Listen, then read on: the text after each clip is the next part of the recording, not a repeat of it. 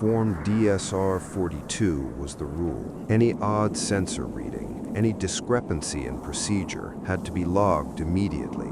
Our deep-sea salvage crew operated like clockwork.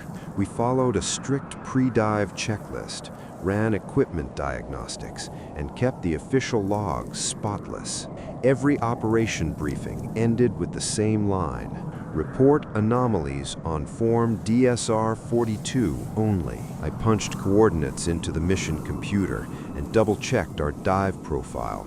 The mission was to locate and retrieve a lost wreck on the abyssal plain, a routine salvage by modern standards, but beneath the sterile orders, I sensed everyone's unease. Checklist: sync chronometers to ship's master clock, calibrate sonar and cameras, pressurize submersible's hull and check hull integrity sensors.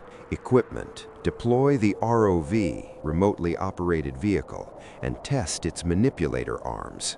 Activate side-scan sonar and multi-beam echo sounders.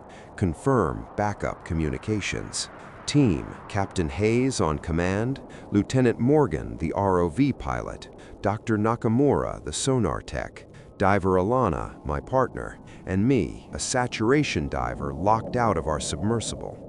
We all carried sealed DSR-42 forms in our mission packets, ready to scribble secrets no one else would see. Captain Hayes gave the final nod at the control console. The sub's engines hummed low as Sub Dolphin Alpha powered through calm seas before dive. In the ROV bay, Morgan reviewed the camera feeds. All systems nominal. Ready on your mark, she said into the comm. I strapped myself into the diver lock and watched the hatch seal behind us with a heavy click. On deck, the blue-white morning light glinted off the harnesses and hull.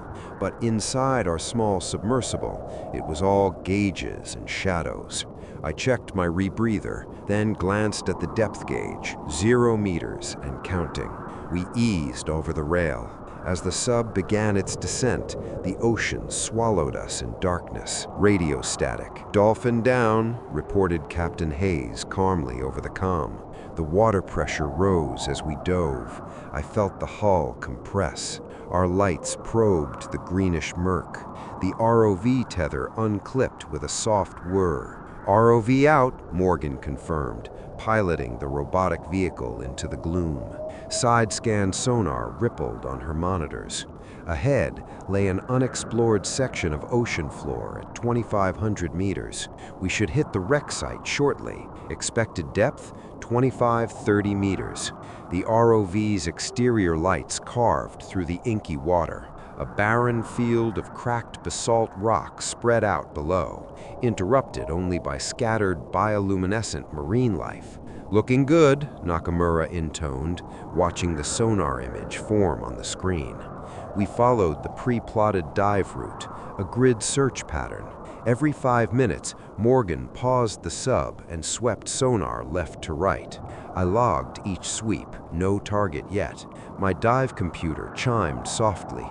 "We're at the correct site, but the screen showed nothing." "That's strange," Morgan murmured. "No wreckage signature." At 25-31 meters, Alana called out from the lock. "Depth matches file, but nothing here except sediment." I adjusted the sub's position.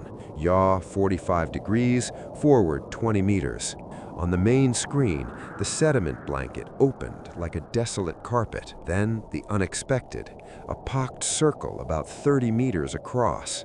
"Echo anomaly at 12 o'clock, Nakamura said. "Not on the charts." The sonar image flashed a mottled shape. My heart rate ticked up. This wasn't the wreck we were looking for. Then the unexpected happened. Our internal clock, a ruggedized chronometer, skipped. The red digital time display blinked backwards by 2 minutes, then resumed. A moment later, the sub's depth gauge showed 25-35 meters, 10 meters below target depth, though the altimeter read 20 meters off the floor. I felt dizzy. "Did anyone else see that time reset?" I asked. Everyone was tense. Morgan toggled the sonar again and saw it vanish. "Might be a glitch in the instrumentation," Hayes reassured calmly. I opened my mouth to jot a note on the hidden DSR-42, but hesitated. We all did, unspoken. Our mission grid expanded. Over the next hour, we combed the seabed inch by inch with the ROV and multi-beam sonar. The circle anomaly proved to be a shallow depression in the basalt, an old submarine lava vent, not the wreck. However, other oddities surfaced. The towfish relayed briefly caught a distorted acoustic signature of metal clanking, then silence. The ROV's lights picked up strange reflections, not the rusted hull of a sunken ship, but something fluid, rippling. At one point, Captain Hayes spoke quietly into the comm. "Command authority here. Confirm coordinates of the wreck," he said. Static crackled back. "Coordinates are correct. Deployed beacon should be on the seafloor." We exchanged glances. According to the mission data, 2 previous dives had deployed markers, yet none appeared on our instruments. "Sonar sweep again," he ordered. Alana and I suited up for a diver lockout to check the site manually. Meanwhile, Morgan initiated a side scan swath at 500 meters altitude. The screen momentarily glowed with hundreds of bright echoes, then all but one vanished. A cluster of echoes remained, shaped like a twisted spiral. It pulsed, almost as if alive, then faded. "Camera feed is glitching," Morgan's voice cracked. The ROV video froze on static. Screen flicker, static. I flooded through the chamber into the black water, Alana alongside. The ROV's lights bobbed up in the distance like distant stars. Around us was only deaf, crushing pressure and the glow of our lamps. I kicked towards the echo spiral. Our bubbles expanded to microscopic glitter, then vanished in the depth. At 2,532 meters, I brushed algae off a flat slab of basalt. Embedded was nothing but a small, impossible spiral of nacreous shell, natural, not wreckage. In the distance beyond our lights, something flickered, a tall, indistinct shape drifting on the current. I waved at Alana. She waved back, oblivious. When I spun back, the shape was gone, but a chill crept through my suit. Diving here felt wrong. We're alone with something ancient and deep. I signaled to return. Back inside the sub, Alana trembled slightly as we repressurized. She refused to meet my eyes. Morgan rummaged through the ROV console. The comms channel is static now. And hey, did we lose 2 minutes on the mission timer too? Hayes glanced at his watch. 1947, then 1951. Everyone's face drained. Our mission window was slipping. He cleared his throat. We start ascent prep. Depth alarms off. I'll notify command we found nothing conclusive. His tone was flat. I scrawled a note on form DSR-42. Anomaly. Unlit shape sighted at grid marker. Lost 2 minutes timer. I pocketed the form. Official logs would say, site cleared, no wreck found. Down the corridor, I heard a strangled sound. It was no more than a whisper of air, but it definitely wasn't breathing. I turned. Alana was gone from the diver lock. My voice rose, "Alana!" but no response. Captain Hayes was frowning at the sonar console. "What the hell? Alana!" Panic clawed at me. Hayes flicked a switch. Alarmed, beep beep. "He can't have jettisoned. We haven't reached surface yet." The comms crackled, but nothing. We scanned every corner. In the flicker of emergency lights, we saw it. The hatch to the diver lock was secured. Inside, our suits were empty. The lock was flooded with seawater up to the middle. I sprinted to the dive bell controls. The release was still locked. "She'd have had to exit here," I shouted. Hayes shook his head numbly. Something unthinkable had happened. We were shaken, but trained. Hayes forced calm. "We carry on," he commanded. We weren't about to abandon ship, not deep in the Pacific, with no rescue scheduled for days. We extended the mission, dive deeper, look harder. The wreck, if it existed, was all we had left. Nakamura tuned the sonar again. This time, a strong echo, a half-submerged shape about 500 meters south.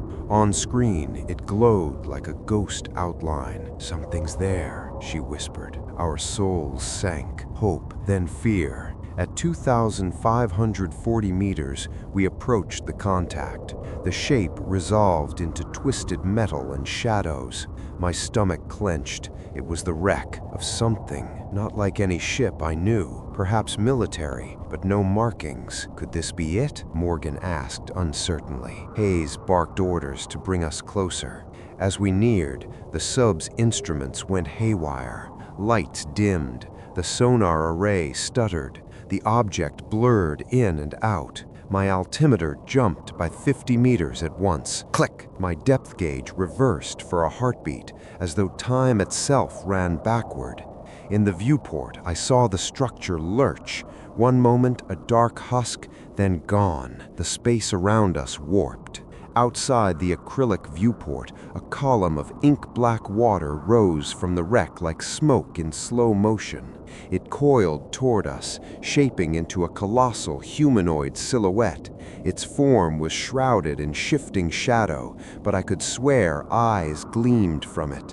My breath caught in my throat. Silence. Hayes stammered. Jesus. The entity exhaled, a sound like the ocean roaring both ways at once. Then, as if waking from a dream, the black column folded in on itself and vanished. Power surrender. Lights out. The sub plunged into darkness. Instrument panels glowed the alarm. All systems offline. Depth 2,800 meters and climbing. A final shudder wan through the hull. Then, relief. Backups kicked in. Systems flickered back on. We were crushed flat against the viewport, staring at nothing. The wreck had disappeared. Only murky void outside. Emergency lights. What the hell was that? Morgan's voice trembled. We could only sit in silence, floating at 2,550 meters. There's no wreck, Hayes finally said. The data, it's all gone. No one argued. We cut the mission short. On ascent, we sealed DSR-42 forms deep inside the data slate, then filled the official logs with equipment failures. The salvage crew on deck would find only 3 of us alive, dazed, minus Alana. Back on deck, investigators grilled us under harsh lights. We blamed it on sensor glitches and a rogue current. Nothing to see here, we told them, presenting tidy reports. Every camera feed was classified or erased. Under NDA, we extracted with a promise of silence. A final check of the sub showed no leak, no trace of Alana, and no wreck. I returned home carrying a heavy secret. At night, I lie awake to the sound of the Pacific in my mind. Sometimes I dream that column of darkness drifting just beyond sight. In dreams, I hear Alana whispering from the deep. On my desk sits a folded DSR-42 form I burned when no one was looking. The ashes are gray on my thumb. I know we reported every anomaly as protocol demanded, but some events live only in memory.